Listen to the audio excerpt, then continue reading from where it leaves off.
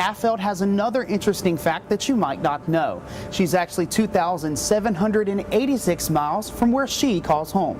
Ebola is a worldwide concern that has taken over not only media outlets, but small conversation as well. One might think that to view such art would be expensive. However, the cost of the exhibit might surprise you. In the United States, 50% more people die by suicide than homicide every year. Haven't had a chance to make it out here and ride some rides at the Pike County Fair.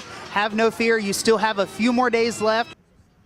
On September 19, 2014, the United States encountered its first sign of Ebola virus when a patient flew into Dallas, Texas from Liberia, West Africa. The United States began immediate action to alert Americans. Troy University student Marianne Azuzu is a native of Nigeria, a city in the southern part of Africa. She shares how people reacted to the outbreak in her country. When it first got in there, everybody were using hand sanitizer to prevent themselves from getting it. Most people were the tension was so huge in the sense that, if I could see you, embracing you, nobody wanted to embrace, nobody wanted to give hugs because the tendency of you getting it, it was like 95%. There have been a total of 10,000 cases and roughly 5,000 deaths since the virus entered West Africa. 20 of those cases and 8 of the numbered deaths came from Nigeria. Nigerian, they took reactive measures, they were proactive about it. They looked for ways of, making sure to contain it. Now, countries like Sierra Leone, Senegal, Guinea Republic, they still have it. Ebola is a worldwide concern that has taken over not only media outlets, but small conversation as well. I spoke with students today who shared their thoughts on the illness. Honestly, when I first heard about Ebola, I felt like it was more hype. The way people reacted to it, I felt like it was more hype than what actually went into it. And, with social media and everything, it seemed like more of a joke. Ebola entering the United States has Americans reacting in many different ways. However, one student shares her thoughts on the reactions of Americans. I think we might be overreacting a little bit. I definitely think we need to be aware. We need to take it seriously. It's a good thing that we're aware that it's happening so that if something was to happen on a greater scale, we would be prepared for that. The Johnson Center for the Arts, located in downtown Troy, has introduced the Troy community to a new form of art. The center is now showcasing artwork from European artists titled the European Masters Exhibit. The exhibit began November 1st and offers art lovers the chance to view pieces from around the world. To have such an extensive work of master artists, you would have to go to Atlanta, New York City, even to Paris. To be able to see all the different artists that we have on exhibition here. So this is a really fantastic opportunity and treat for the people in our area to be able to come and see these artists. But how in the world has this artwork landed in Troy, Alabama? The collector is Dr. Doug Hawkins, the former president of the Board of Trustees for Troy University. He explains why he loves collecting this artwork. I just always enjoyed collecting, but when I was on a ship one time in the Mediterranean, I ran across the Picasso that's out there in the hall, and that kind of set me on fire. I've enjoyed it very, very much because, it's so fascinating because every artist is different. With such a large amount of exquisite artwork and big names such as Picasso and Warhol, one might think that to view such art would be expensive. However, the cost of the exhibit might surprise you. The Johnson Center exhibits are always free. We're open on Wednesday, Thursday, Fridays from 10 in the morning till 5 in the afternoon, and then on Saturdays from 10 until 3. Although the exhibit is set to end on December 20th, Dr. Hawkins says though nothing has been yet confirmed, he is hoping the pieces will have a more permanent home at Troy University. Dustin Alan, Troy Trojan Vision News. Members of the Troy community lined the streets of downtown Troy Saturday to catch a glimpse of the colorful floats,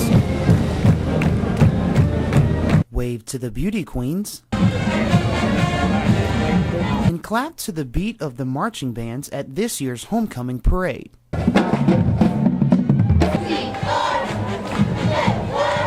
I asked a few of those attending what stood out the most. Oh, the parade was very good. I enjoyed it. I really enjoyed the Delta Chi, I think it was, that had the fly high number 10 for Charles Henderson High School. My son plays for Charles Henderson, so the young man that passed was on his football team. But the parade overall was very good. I really enjoyed it. I enjoyed everything about it, and I enjoyed everybody that was in it. Well, we always enjoy the bands. We enjoyed seeing all the beauty queens wave. We always look at the shorties because we know they put in hard work for all their floats.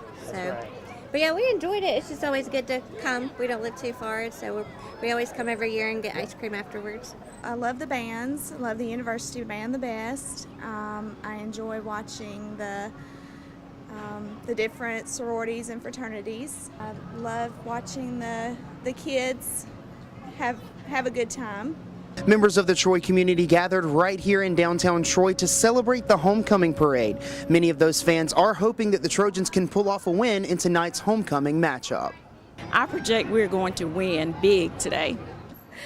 I'm hoping it's 50-0 Troy. We need a good win. J.C. Affelt is a senior broadcast journalism major and public relations minor. Affelt seems like a normal student that can be found reading up on current events and studying for classes. But when she's not doing classwork, she can be found throwing a 65-mile-per-hour fastball. I came to Troy in 2011 to play softball here, and I loved it right off the bat. I've had, this is my 4th year, and all the years previous have been awesome. Fellow teammates and colleagues of Affelt say she is a role model on and off the field. JC is a great teammate because she's just a natural born leader. She just makes sure the job gets done and is always on top of things. If there's something that you don't understand, or if everybody's kind of having a problem with something, then JC, is always want to say, just meet me after class, hold on a second, and I'll explain it to you. Though softball is a huge part of her life, Affelt says her academic success is what matters the most. I think the thing that I'm most proud of is my academic awards. I've been on the dean's list, and I've been a NFCA All-American Scholar every single year that I've played here at Troy, and that means the most to me because at the end of the day, I'm not going to be a softball player, I'm going to be a college graduate. Aside from being a student, an athlete, and a mentor to fellow colleagues, Affelt has another interesting fact that you might not know. She's actually 2,786 miles from where she calls home. Being a student athlete at Troy has been a very different experience from living at home when I was in Canada. Being down here, there's a lot of differences.